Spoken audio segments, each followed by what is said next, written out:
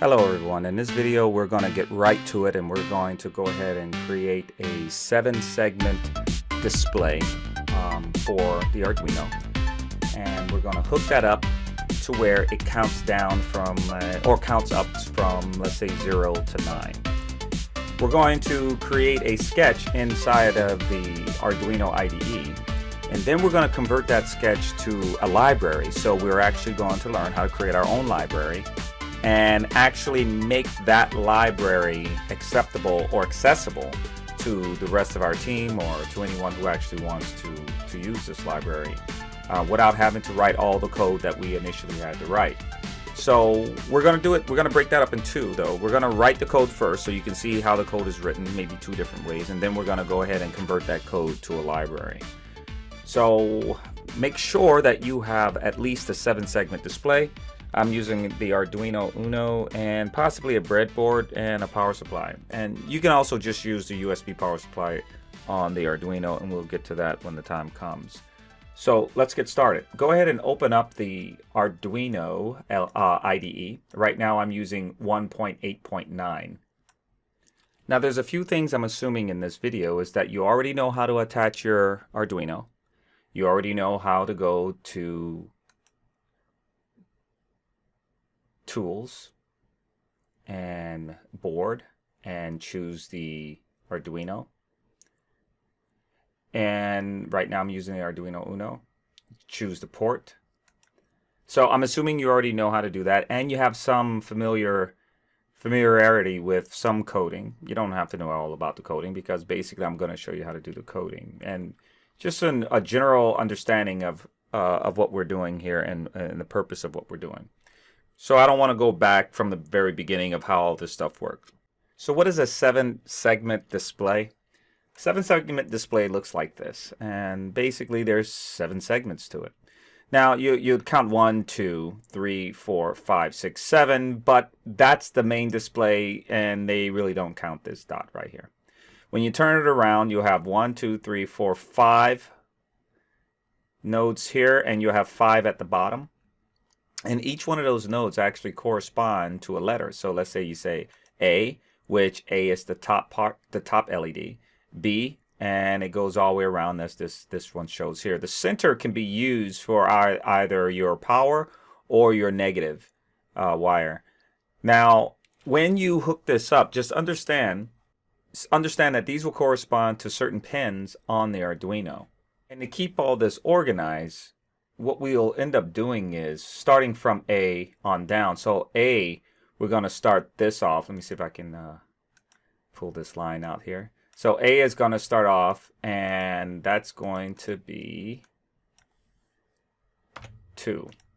And then, so this is going to be pin number 2, and this will be pin 3. So C will be pin 4, 5 will be pin D, and so on and so forth. And then we have the power. Now this DP here, that's going to be pin 1. So one of the best tools to use when you're actually, mapping out how you're going to wire a lot of this stuff up is this Tinkercad. And from what I can tell, it works exactly like the Arduino would. I mean, sometimes you may just want to be fooling around with something or going through a tutorial and you just don't have your Arduino with you. Well, this Tinkercad actually acts exactly the same as the Arduino, so it's really good to have with you on your phone or on the laptop or at school when you have some extra time. You can be going over some of the things that you need to be able to produce and also share with team members or group members or anyone that's working alongside you, or just to save it as part of your archive. So that's what we're going to be using is this Tinkercad, and then we're going to go to the real thing so we can actually see it work there. So you can see that it's a one-to-one comparison that I'm actually doing. Once you are in Tinkercad, it's fairly simple to navigate. Basically, you have a few tools up here that you may or may not use. You can actually add notes and all that sort of stuff. You can turn things around. Here you have your button for your code. Here, when you want to simulate it, like turning it on, basically turning the Arduino on, you go ahead and click on that. You can export this and you can share this. So what we want to do is we want to go ahead and start a new project. Let's start from the beginning because yours won't look like this. So I'm just going to go right here to Tinkercad. And you will see this once you get an account, and you can go ahead and create a new circuit. And they'll give you some indication as to how the user interface is. It's pretty straightforward. So let's go ahead and grab the things that we need. As I scroll down, you'll see a few things here, but only because you have to go down here to see all if you want to see all. Right now, I want to go ahead and click on this Arduino because I think I'm going to want the Arduino plus the breadboard. So I'm just going to go ahead and bring this one over. So I clicked it once, and then it's connected to the mouse. So wherever I select it, when I click down, it's going to stop there. So it sits there. Now I can use the middle mouse button to zoom in and out. I can also hold down the middle mouse button to drag it to wherever I want. If I click the left mouse button, that's actually me creating a wire. And I can connect that wire, as you can see, to any part. I can also change the color of that wire. If I want to remove this wire, I can select on any point of that wire, remove it, and put it some other place. And if I don't want that wire, I just select the wire and I hit the delete button. Anything on here, if you select it and you hit delete, it will remove it. But also remember, if you have any code on this Arduino, it's going to be removed. And speaking of code, if we want to see the code that's on here, you can go ahead and click on this code button here. And it allows you to code in this sort of blocky way. This, it's kind of a visual way of coding.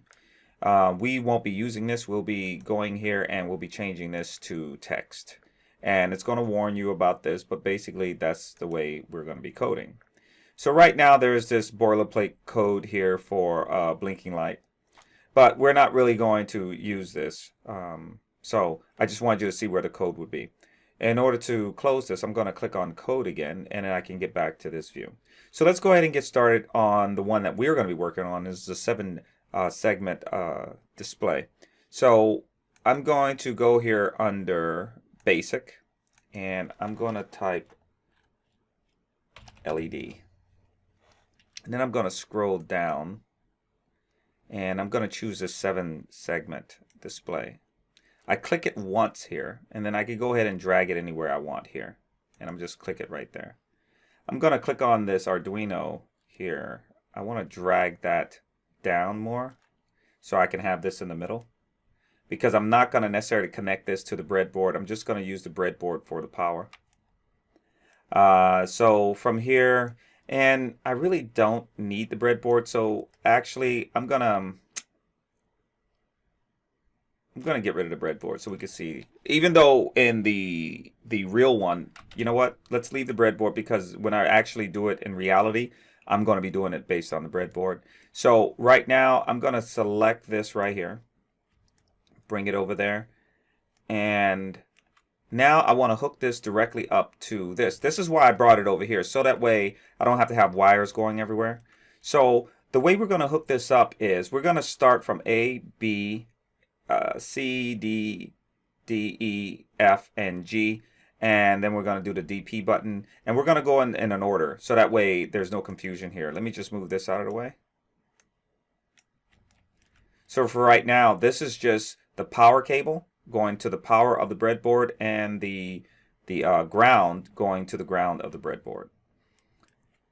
So for now, let's start with A, and we're going to hook this up to the pin 2, starting at pin 2 all the way up to 8. So A will go, and I'm going to click it once, click up here, and I'm just going to keep clicking till I get the order that I want, so that way it'll be clear that that goes to this spot and that it is connected. You don't want them all just going any sort of direction. You want to be able to see what you're doing. So I'm going to go ahead and change this to something like blue. And maybe I'll make all these blue.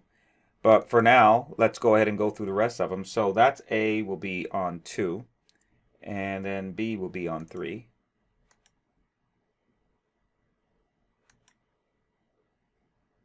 I can actually make that go from the top. And C will be 4.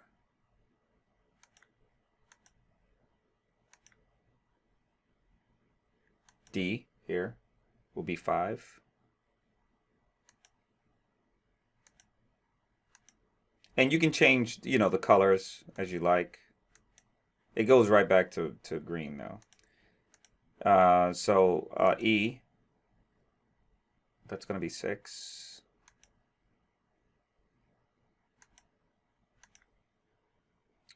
F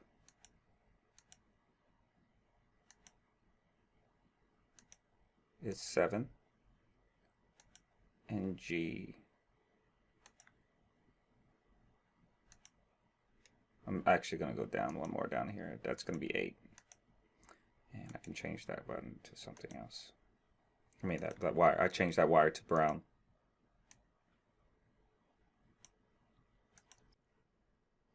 So this is basically our setup. Now we're going to need a few resistors. I'm going to need a resistor here. And I'm going to need a resistor down here.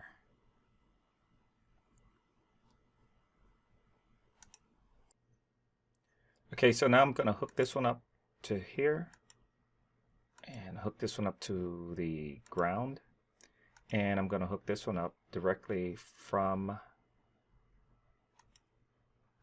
here to the power. All right, so this is what we're going to now take this and go actually hook up our Arduino and our 7-digit display in real life, and then we can go ahead and start coding. So let's go ahead and hook it up for reals. All right, so I'm going to go ahead and shrink this, and then we're going to go ahead and open up our Arduino Ide. So I went ahead and hooked up the 7-segment display to the Arduino, and I don't actually have it plugged in right now because we're just going to go ahead and write up the code. So I'm not going to go and bore you with me actually writing all the code at once. I mean, you know, in real time. So I'm going to go ahead and write the code and come back and do a quick explanation. So the first thing I do here is I go ahead and I designate the pins that we already use. And remember, we put A to 2 and B to 3 and so on and so forth all the way to G. We've already shown that in the last demonstration we just did using the Tinkercad. The next thing we want to be able to do is go ahead and start up the pin mode. And we're going to do that here inside of the setup here. So here I have the pin modes here. And I have pin A through G, and I designated every last one of them as output. Now let's look at what it would take to create a 0. So if I were to go to here and I say, okay, I want to create a 0, I would have to say A, B, C, D, E, F is on and G is off. So, okay, so if I were to go ahead and upload this, what you will see now is that we have a 0 there. Because what we have here is we have high and then all low. So what we have here is all high, all the way up till G, and then low. Then we have this delay. And you can't see the delay working because there's nothing else here. So let's see what it takes for us to make another number. So right here, I'm just going to put a note here that that's 0. And let's say if I were to go down here and I wanted to make another one, and I want to make 1. So let me look at my diagram here. And basically 1, maybe I'll put it over here, so that'll be F, and E would be on, and everything else would be off. Or if you want the 1 over here, it'll be B and C. It's all depending on the way you want to do that, but you get the idea. So as you can see here, I'm going to put 1 there. As you can see here, I have everything off except for E and F, and let me go ahead and update this. I have my delay here and the delay here. So I should see 0 and 1. Let me check my code. Let me upload it.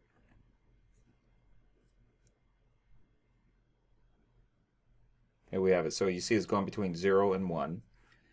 And I'm going to pause the video and I am going to put all the way up to 9 this way. This exact same way, I'm going to create 9. And remember, you can use your diagram and you can just basically map it out. 9 would be F, A, B, G, and C on, and the rest off. E and D would be off. And that's how you would basically go through this whole thing. And that's exactly what I'm going to do. So I'm going to pause the video and I'll be right back. So now when we look, I have 0, 1, 2, 3, 4, 5, 6, 7, 8, and 9. And I'm going to check my code. No problems. I'm going to upload that. And now what we should see is it count all the way from 0 to 9.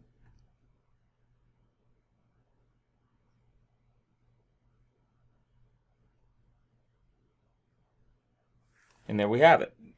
Now, our code works. We have a digital display working. The only issue I have here is that there's a lot of repetitive stuff. Now, coding this way, you wouldn't think that the person coding this way is a computer scientist or anyone who knows how to code.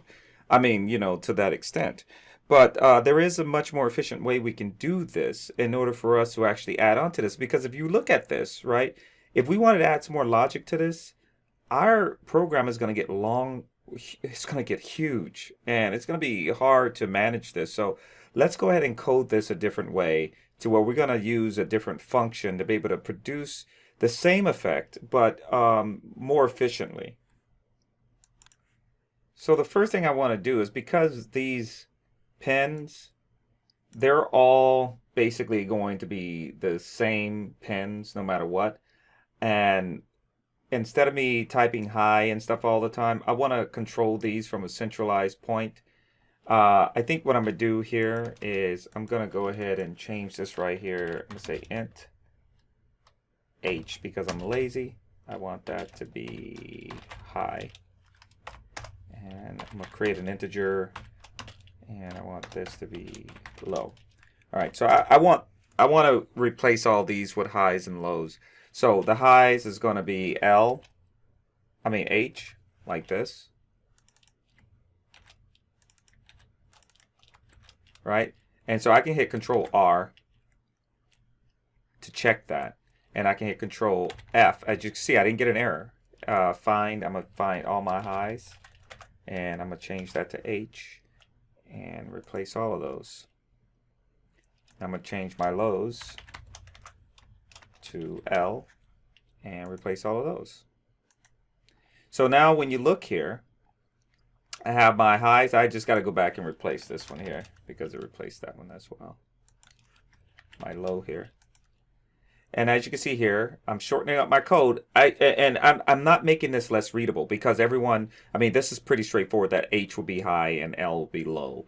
All right, so I'm not really making my code not readable because that's what we need to make sure that our code is still readable. So right now I can go ahead and upload that, and I want to see that this is going to do the exact same thing as the first thing did. And as you can see, after uploading, I'm still getting that. Now I want to refactor this a little bit more. And I want to take these pins and I want to put them into, I want to put all these pins into an array because see, I'm writing the pins here. I'm constantly writing these pins, and basically I'm dealing with a loop here. And so I might as well go ahead and take those pins and put them into an array. So I'm going to take these pins. I'm going to call this array pins. We'll make it about 7. Size of 7, and I'm going to go ahead and put all of these inside of here one at a time. So basically A, B, C, D, E, F, G.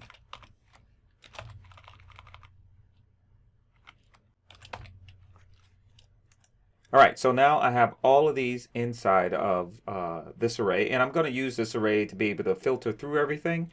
However, I need to also make sure I have my zeros and my ones, because really here, 0 means, let's ignore this part, okay? Ignore that left part. But 0 technically means H, H, H, H, H, H, L, right? So I can go ahead and actually create an object here, another array, that stands for 0. So I can say something like this: int 0. I'm going to make it an empty array equals, and I will say H. So there's 3 H's, 4, 5, 6 H's, and an L, right? And I'm going to put I'm going to separate those. And then I need to close all of this off. And that's my 0 right there. Okay? I'm going to do all of the numbers this way. So let me pause this for a second. I'm going to do all the rest of the numbers. All right, so now I have all the numbers. I have 0, 1, 2, 3, 4, 5, 6, 7, 8, and 9. And I named them accordingly. And I gave them the same values as they had down here. Now what I need to do is create a loop that loops through both of these. And then chooses the number based off of the number that I put in there. And then allows me to shrink or refactor this so I'm not just repeating this whole thing over and over again. So what I think I'm going to do is I'm going to go all the way down from the setup. I'm going to go all the way down here from the setup. I'm going to go right under the setup, right down here. And I'm going to create a new function. That function is going to return nothing. And I'm going to call this create digital or create digit, something like that. And what is this going to take? Well, it's going to take an integer. And that integer is going to be an array. So I'm going to say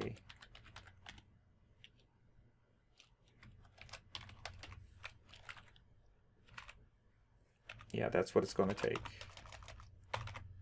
Now, I'm going to go ahead and write myself up a for loop. And I like to open and close my for loops right away, so there's no question. And I'm going to say I equals 0. And the extent of that array is I is less than 7, which is fine. And I'm going to say I plus 1.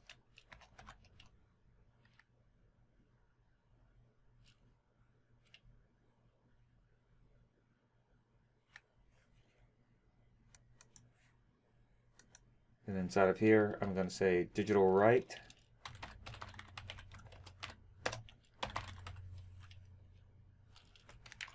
And I'm going to want the pen.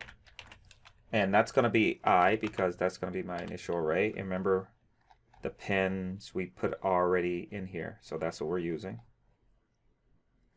And the second thing for the digital write, remember, just like we're using a digital write here, I'm going to want this value here, which is in that other array. So that's going to be the array that I'm going to bring into this function here. And I'm going to proclaim that to be I. All right, so now we have that. And the last thing I need is this delay here after the loop. Okay. So I can go ahead and save this. And even though I am not using it, I do want to verify that there's no problem with my code. And there is an issue with my code. Let's look at what's going on here. Pin was not declared in the scope. So I'm looking at this right here and this pin here. And I think I made a mistake because this is called pins and not pen. So I need to make sure that that says pins. Let me check it again. All right, so now everything seems to be working. And now technically what I can do, well, actually what I can do is I can remove all of this stuff. So I'm going to remove all of that stuff. Now here's my loop. And with that said, all I need to do is go here, create digit. So I'm here and I'm calling this create digit, and I need to give it an array, and the array I'm going to give it is this array here. So that's 0. And I'm going to close that off. So now when I update this, let me verify. When I upload this, I should just see a 0 right now. Right now it's going between 0 and 9. Okay, as you can see, you should be able to see it on the video right now. Now I'm going to upload this, and I should just see it stay at 0. So what it looks like, I have an error here somewhere in my code. So it didn't come out to 0, it's just the top coming out, which tells me I'm starting off here at A, right? And A is lit, and nothing else is lit. That tells me, and all my wires are correct. It must be in my loop. And yeah, it is only doing this one thing. So what I need to do is I just need to say I equals I plus 1. Let me verify that. And let me upload that. Now I should see 0 from there. There we have it. So we have the 0 now because I had an error. Obviously, you saw that. And so now we can just go ahead and take this create digit function and just do all of our functions this way. I'm going to pause it, and I'm just going to write out create digit 0, create digit 1, create digit 2, so on and so forth. For instance, let me just give you this example here before I stop the video. Create digit 1. Now I should see 0 and 1. I mean, hopefully there's no other errors that pop up. Yeah, there we go. We have 0 and 1. Now I'm going to pause this and go ahead and write the rest so you can see everything come together. All right, so I've rewritten everything, and right now, as you can see, I have from 0 to 9, and let me check my code. Let me upload this. Let's see, let's hope and pray. Hopefully nothing explodes. 1, 2, 3. Uh-oh, the suspense. This is better than the last Avengers movie. Whoa, and we did it. Now, you guys owe me at least the same amount of money as the last Avengers movies. Let's put it that way, because that was pretty intense. All right, so now we basically condense all of that code that we had previously into this nice, clean, reusable code. Now, the only problem now that we have is that not that it's not nice and clean and easily reusable, but when we want to share it, people have to have all of this stuff in their code, and they have to be able to put this in their code. You got to share it this way as opposed to sharing it like a library. And what do I mean by library? Well, right now, output and a lot of these special words like digital write is actually coming from a library. And that library is, when you go to these sketches and you look at these libraries, there's a ton of libraries up in here that you're able to use and use in your code, so you don't have to write a ton of code like this Wi-Fi stuff and the blinking light and all that sort of stuff. And you have access to many different libraries. When you go to manage your libraries here, you can actually download a ton of libraries that let you, you don't have to do the coding. I mean, especially for things that someone's already done before, like, hooking up a Wi-Fi or starting up a blinking light, or, some simple concepts that, or even some complex concepts that is pretty standard. You shouldn't have to reinvent the wheel, basically, is the idea. So, but suppose you have your own project with your own creations and you want to create your own library. Well, that's what we want to do with this. We want to create our own library so that way when someone else wants to use our digital display or our digital library, our 7-segment digital library, they don't have to do all of this stuff. They basically have to call upon, let's say, like create digit, and it'll all work. So how do we do that? Well, that's what I'm about to show you guys next. So without getting into too much, computer science gibberish, just understand this. Understand it this way when it comes to libraries, especially in C++. Understand it just for now. We need 2 files. We need one file to hold all the definitions, okay? And that's going to be our header file. Then we need a file that's going to hold all of our logic, all the stuff that's actually going to do the work. That's basically it. And that's what we're going to do. We're going to create 2 files, one with the definitions and one with the logic. Now, the truth is, we can do that here in the Arduino Studio or Arduino IDE. I'd much rather do it in Visual Studio. I mean, and it's free, so if you have it, you can do it in there. But let's go ahead and do it here. All right. So that way there's no confusion as to going between different applications. So I'm going to go ahead and create myself. I'm going to create a new file here. I'm going to save this file as,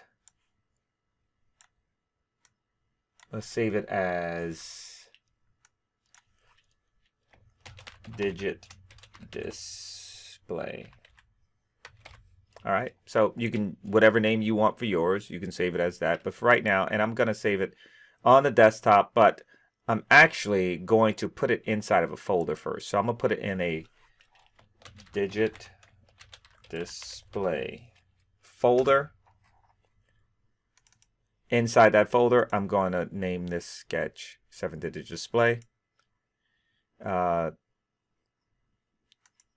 The only thing I need to change with this is I don't want this to be a sketch, actually. I want this to be .h for header.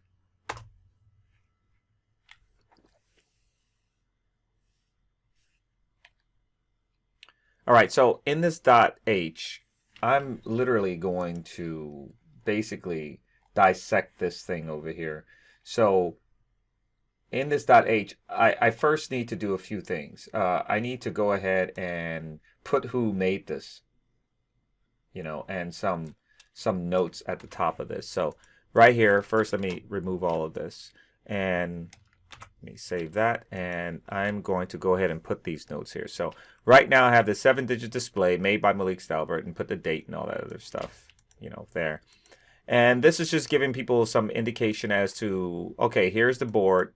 I mean, here's the 7-digit display here, and here's how I'm connecting it, and basically here are the settings. Okay, so I put all that here, and this is all messed up right here, but this is basically supposed to look like the actual diagram of the display here and showing what they mean, but I'll redo that one some other time. All right, so the next thing I'm going to need is I'm going to have to define myself this digit display. I'm going to have to define the main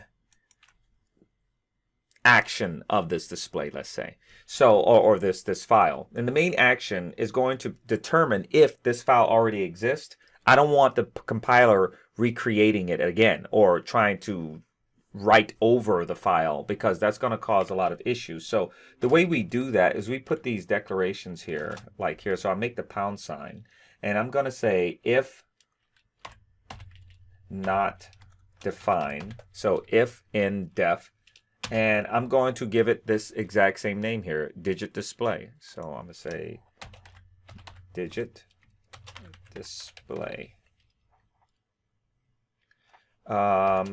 Say underscore h, and then I am going to go here and I'm going to say I want to end that definition, so I'll say end if here. Now everything that I type I want in between this, because if it does exist, I don't want anything running. So that's why we put that there. Now I need to go ahead and define this right here as basically the a variable definition. So I'm going to go here and hit define. I'm going to put that there. And then the other thing is, remember, when we're creating a sketch, like when we're here creating a sketch, the Arduino library, even though you didn't actually add it, it's automatically added. You just don't see it. But in ours, because we're making our own library, we're going to have to go ahead and include that in our own library. So we have to say include, and then we're going to put Arduino .h.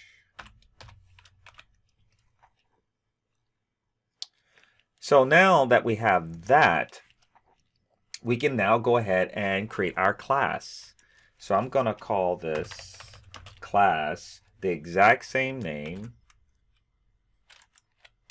as my file. So my file is called digit display. I'm going to call my class the same thing. And I'm going to open and close brackets for my class, and all my code for my class goes inside of here. Now all I need to do is proclaim what's going to be public of my class and what's going to be private. Now, if you're not familiar with object-oriented programming or scope or anything like that, really, I don't want to go into too much detail with this. So we're just going to make everything public so that way the user has access to everything. And don't worry about it. I know we can do it better. But for right now, just understand, we're just going to make everything public just to keep everything as simple as possible. And we're going to leave a private declaration there just so you can see how it's done. I'm going to pause the video for a second. So now you see here, I've basically said I'm going to have a function here, just like, so let's look at my regular one over here. I have this function down here that's doing all the work. And all I'm doing right here is defining that function and what it will take. So basically, I'm taking this top part right here, and nothing else, and I'm putting it here. And remember, the header, that's all it's doing. It's just defining the variables and the functions that you'll be using. Down here, my pin A and my high, as you can see, I took all of that from up here. And then down here, I took all of this here and I put it over here. The only difference here is what I did was I actually went ahead and put the size of this array, these arrays here. And basically that's it. That's it for our header file. All right. So I'm just going to clean that up a little bit. And I've already saved that. And now let me go ahead and open up a new one. Now in this new one, this is not my header file. This is my CPP file. This is going to be my main file here. So I'm going to remove all of that. I'm going to save this as. And it's going to go inside of that same folder, except I'm going to call this digit display CPP. And I'm going to save that. Now, in the CPP file, I'm just going to copy this part here, since that's going to be the same. And then I am going to go ahead and put my Arduino. I'm going to go ahead and include the Arduino. So here I'm going to include the Arduino. And then down here, I'm going to also include my H file, so my .h file. So I'm going to put a declaration here. And it needs to be named the same thing. It needs to be named the same as this. Okay. So that needs to say include that. I'm going to put that in quotes since it's going to be in the same directory. And I need to say .h. Now I can go ahead and create my main procedure here. But before I create the main procedure that I will be using down here, I got to put all of this stuff in a particular class. And this is how we make classes, basically. We create our header file. Now we're making our class.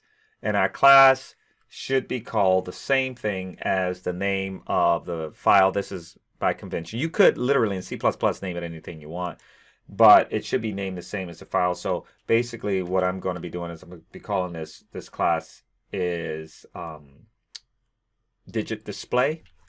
And I'm going to put ::, and now I'm going to put the name of the constructor here, digit display. So just understand the name of the class is digit display, but also the constructor, which is what will run when the application first starts, understand it that way, is digit display.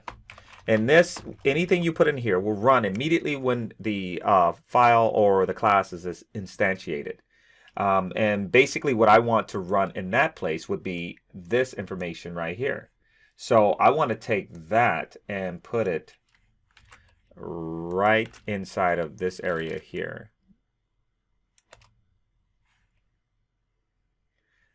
And that's basically it for my main constructor. So now what I can do is I can go ahead and do this one down here. Let me take that. So I'm going to take that and I'm going to put it down here. Now the only difference here is that I'm going to have to do this same thing so I can know it's part of the same class structure here. So instead of this saying void, you know, the name of this function, it's going to say void. It's going to say the class. It's going to have the double colons, and then everything else is exactly the same. So I can go ahead and save this. And now what I want to be able to do is add this, you know, part of this right here. So I can use it without having to worry about doing anything else. So now let's go back to where this stuff is. And I put this on the desktop. So I'm going to go here to the desktop. As you can see, it's right here. And I'm going to right click on this and I'm going to send this to zip. I'm going to go to send to zip. And now I have a zip version of that. And the reason why I did that is so I can go to Sketch, include library, add zip library.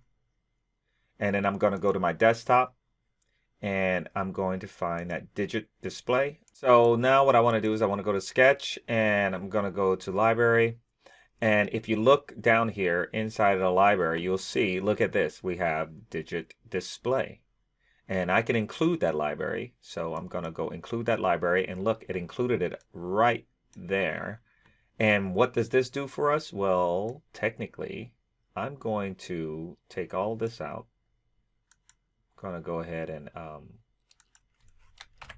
comment all that out by hitting Control and backslash. And then I'm going to comment all of this out. I'm going to comment all of this out. Well, just comment most of it out. And then I'm going to comment all of this out. Now in order to use this, in order for me to include it, I want to go ahead and call this up like this. And then I'm going to say that's going to equal digital display. Let's say DD like that. Now from here, I can take this DD. And I'm going to go into my loop and I'm just going to proclaim that DD will call this up.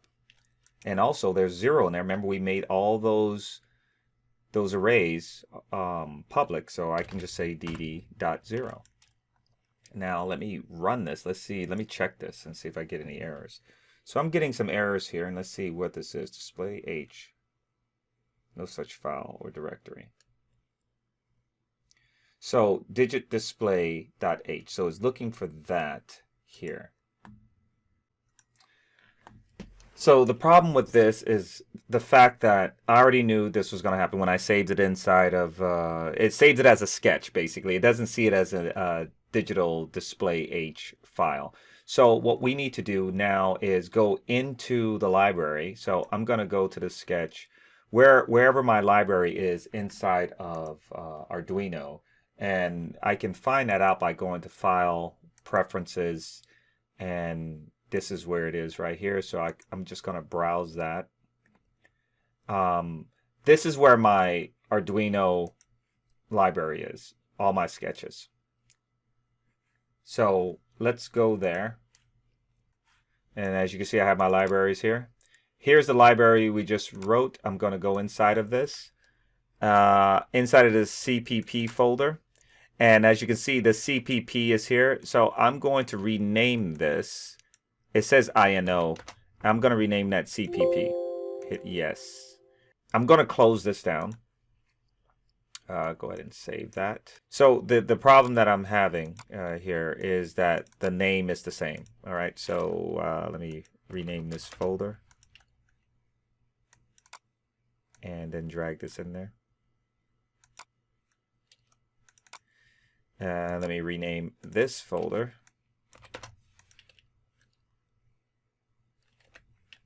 to something else. All right, and then I'm going to rename this. So basically, I'm just taking them out of the folder, renaming them, taking them out of the folder, and putting them into the main file here. So I can remove this folder and remove this folder.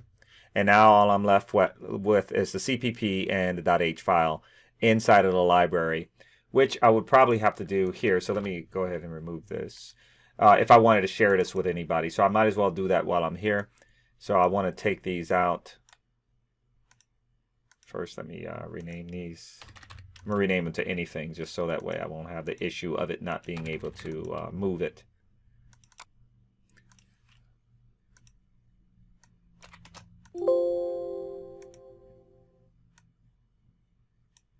I'm just dragging it to this folder here. Right click, rename. You can do it that way too.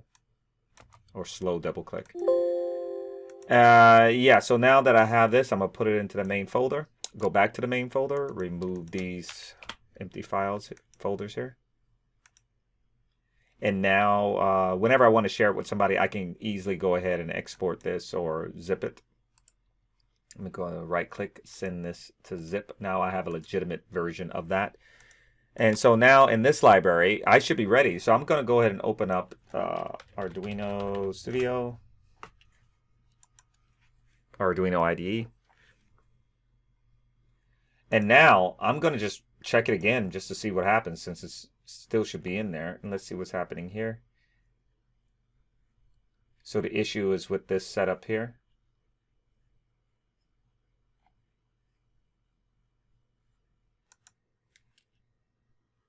Okay, so it looks like we have an error here. Let's scroll up here. Okay, so what it looks like, digital segment display, that's not what I named this. I call this digit display. So inside of the .h, the header file, I have something named improperly. So I'm going to right click on this. I'm going to open this up, right click on this. I'm going to open this up inside of Notepad and something here, digital segment display. So that is supposed to be digit display. Is there any other segments there? Okay, so I'm going to save this, close that. Let me check it again. We have another issue.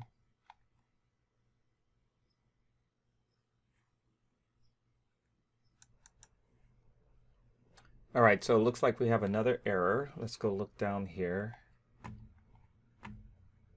So it's expecting something before this. That doesn't make any sense. That should be fine. Let me go all the way down to where it begins. Was declared in the scope.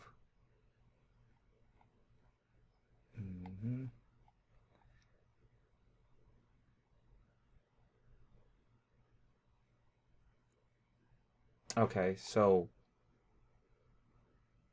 what I'm thinking is that there's something. What I'm thinking is that there's something inside of here that I might have missed.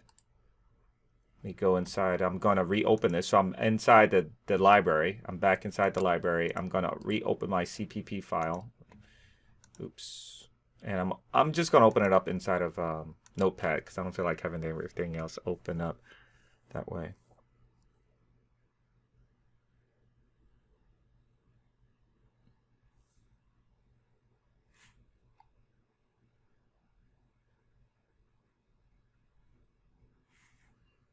So this looks fine. Let me open up my .h.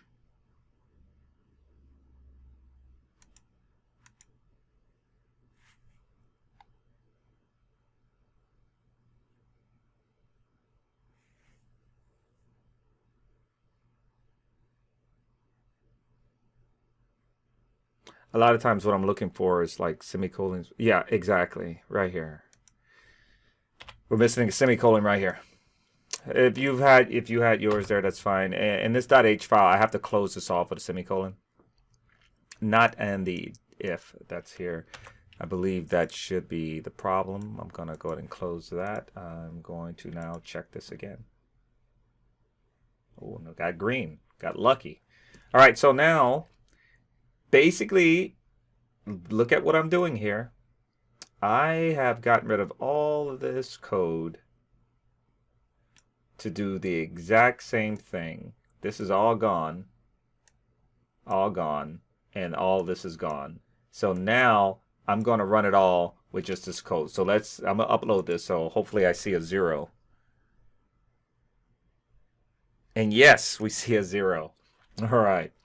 All right, so now I'm just going to go ahead and replace all of these here from 1 to 9 with this sort of syntax here. So that's 0, 1, 2, 3, 4, 5, 6, 7, 8, and 9. And then I can just say 1.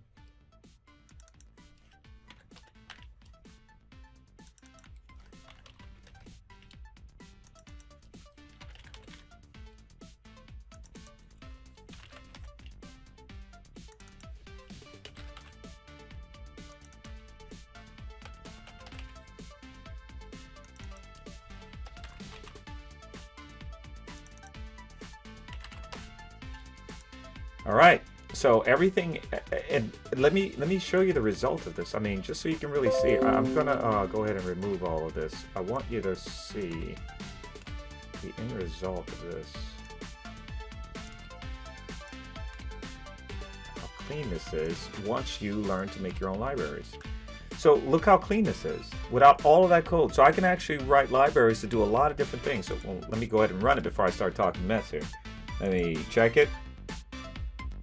You know, you never know. Let me go ahead and run it. So now what we should see is, yes, 2, suspense is building. Remember, this is better than the Avengers. Did we get to? Yes, we got it. Good job, you guys. We were able to go from design in the computer. We hooked it up, the digital display. We went from that to coding. And then we refactored our code. And then we made our code to where we can use it as a library or send it to our team and they can use it as a library. And it's more reusable and user-friendly and more acceptable for large projects, let's say. So hopefully this was, we also went through the troubleshooting thing. So I like doing these things in real time so that way you guys can see me run into issues like I did. I really didn't expect to run into that many issues. I just missed too many simple things. But in any case, you get to see it from beginning to end. All the source code to this will be up on my Patreon page. If you have any questions, leave them in the comment section below. And make sure you subscribe, make sure you like, and I'll see you guys next time.